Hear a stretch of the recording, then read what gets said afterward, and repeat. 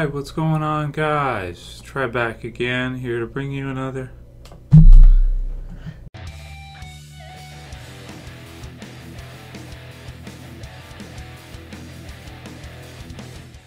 video. This one's going to be doing my weekly review for this week's episode of Better Call Saul Season 3. This is for our sort of finale episode. We do have one more, but this is for Season 3, Episode 9. Episode 9s are usually the big ones for Better Call Saul. This one is called Fall. And so this one was really crazy. So spoiler warning, if you guys have not seen this episode yet, you definitely want to watch it before you watch this review. So this one had something new that I hadn't really seen before in a TV series that I can think of. And that is how scary like a car crash can be when we see Kim in this one at the end of the episode, which is kind of our climactic part of the episode, where she's driving, and I kind of saw it happening as it was happening. I was watching with Jess, my wife, and I was like, oh man, don't let her fall asleep behind the wheel, and that's exactly what happened. But I like the way they shot it, because they show it as she's kind of like, she's not really nodding, but she's like halfway. She's not overdoing it, just a little bit, right? And then there's a blackout, and then boom, she hits. So she goes unconscious, and then boom, she wakes up, and she's just totaled her car and everything, and her stuff's everywhere, and she's just totally messed up. She's like holding her arm and stuff. It was crazy, man. It was a crazy ending to this episode. It was kind of I'd say unexpected, but then once you saw it happening, just like a car crash in real life, you can't look away. And it was just so scary and so brutal, because I like Kim. She's one of my favorite characters from Better Call Saul. I really like her dynamic with Jimmy, with Saul. Of course, we don't know all the details about what's going to happen between them and their relationship, going into the events of Breaking Bad. But of course, we know that Saul is a one-man show in Breaking Bad. Jimmy is by himself, and she's not really affiliated with him, or they're not a partnership. So obviously something has to happen with this. And in this episode, maybe we see one of the huge turning points in their relationship, or in what's going on with her kind of taking on this extra client that she really probably should not have, because she just could not handle the workload by herself. And now she has basically passed out on the road, gotten into a brutal car wreck that was super scary. I mean, we watch this through. I mean, I'm laughing and staying upbeat, but I was like a bit traumatized from seeing this one. Like when you see it, because this happens to people in real life. I mean, lots of people. I actually worked with a guy, one of my friends. He fell asleep on the highway after working, I think, 11 and a half, almost a 12-hour day. He was heading back home, and he fell asleep going 100, probably around 110, and he totaled his car. I mean, it was bad, and he had to go to like neurologists and stuff like this. It was like years before he got his license back. It was probably like 2 years he had to actually, go through this whole process and song and dance to finally get all the evaluations done and all the stuff so that he could actually drive again. So, man, really scary stuff to actually see it, and the way they shot it, I think, was really clever. You could kind of see what they were doing at the moment, but then, once it just hits, is like, like shock face crazy, right? So really feel sorry for Kim in that one. Hope that she's okay and that everything will be okay with her. Maybe a broken arm or something, not sure. We'll see. But man, that was quite the scary ending there. And it'll be weird to see what happens, because it's not really, I wouldn't say it's really Jimmy's fault.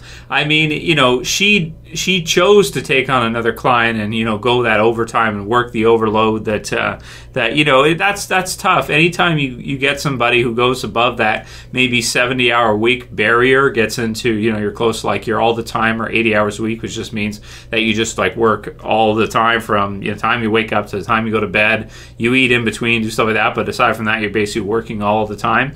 Burnout, right? And just, the stuff that happens. So that was a crazy ending to the episode. Very shocking and very traumatizing. And, just hope as a viewer that Kim is okay and that her character's fine. And hopefully she doesn't resent Jimmy too much for it, because it wasn't really his fault. She took it on. She couldn't handle it. She was having problems before with spinning her tire in the episode. That kind of stuff was able to get her way out of it, but almost gets herself, hurt in a mess there, gets her car wrecked in a mess there. Maybe a little bit of foreshadowing there at the beginning of the episode, and then later on in the episode we see that happening.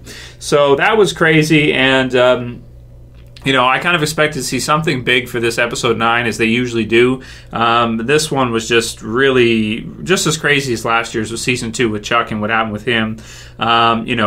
really can't wait to see next week's episode because, just want to see the ramifications of that and, whether or not she's okay and what happens with the client. Does she lose the clients or what have you, and, or the client and just to see what happens next from that, because that was so traumatic and everything that it's, oh man, that was really crazy stuff. So you guys can rate your comments below on that part. I mean, that's the standout part of the episode for me, and just really feel sorry for Kim and that part for sure. Other stuff we had happen. So we had some other big kind of things happening with HHM. So we have basically Chuck and Howard going at each other with neither one wanting to back down, to the point where Howard is forcing Chuck to retire, and Chuck is threatening to sue HHM for more than they can pay, which would probably put them under and probably put them in bankruptcy. So what I'm thinking now might happen is, if Chuck goes through with it, will Jimmy even get the Sandpiper Crossing payout if it doesn't go through in time? So that's a good question. We'll have to see what happens with Irene and the others. I felt really sorry for Irene in this one. I love it when she says the other one's names, Helen. The others, it's so funny. Or when they get the walking club at the mall, and then he's like walking with them, and he gives her the new pair of shoes. It's so funny for me just to watch that stuff. It's really, really, really funny stuff. So I felt kind of sorry for Irene in this one too, though, because her friends are all mad at her, and Jimmy's been kind of influencing them all to push her to go for the to settle. So it's, yeah, I mean, there were some funny parts throughout it. I was sad for her at part 2, but you do want to see Jimmy get that windfall and settle and get some money. We'll just have to see if it actually happens. Because at this point, with what's been going on with Chuck, I'd almost say that, I wonder if it maybe it doesn't go through. So we'll have to see what happens with that. Probably next season, most likely in season 4 when we get there, which it has been renewed for season 4. So that stuff was all good in this episode. We also saw some good stuff with Hector and Nacho. Nacho tells his dad about Hector and what's happening with that. And, you just, with that one too, he's really ashamed of his son. He kicks him out of his house, tells him to get out. And, Hector did take the pills, though, that Nacho had swapped, so far as we know, I believe. But we haven't seen any kind of anything happen with Hector as of yet. But I'm thinking this next episode we'll see Hector maybe have a stroke or something, and can cause him to be in his condition that we see him in later, where he's in a wheelchair, that kind of stuff, and everything that happens with him, paralyzed and all that.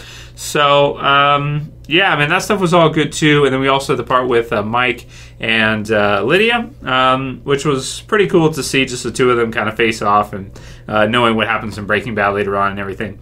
And Mike asking about the money that he's going to put in and have washed for him so that he can put it in the bank and pay taxes on it and all that good stuff, above ground, so to speak. So that's pretty much it for what happens in the episode. I did really like the episode, but again, I'm just there's probably more stuff to mention in it, but really what happened at the end there was just so crazy that I can't think about anything else aside from that, because it was so nuts. So in terms of score for this one, I'll give this one a 9 out of 10 for kind of our season finale.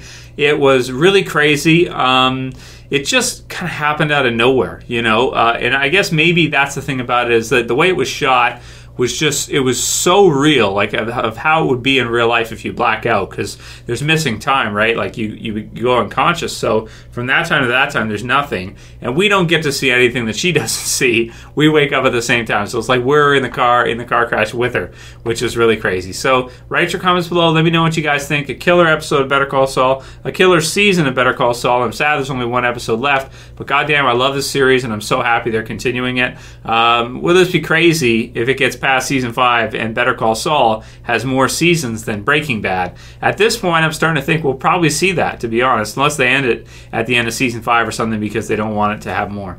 But I'd be down for more if they want to do it. If you guys like this video, please thumb it up below. You can also share, you can favorite, and if you're new and you want to subscribe, please don't forget, guys, bottom left to subscribe. So for this one, I'll see you guys again soon for another video. As always, it's Trev. I'm saying peace. Later, guys. See you soon.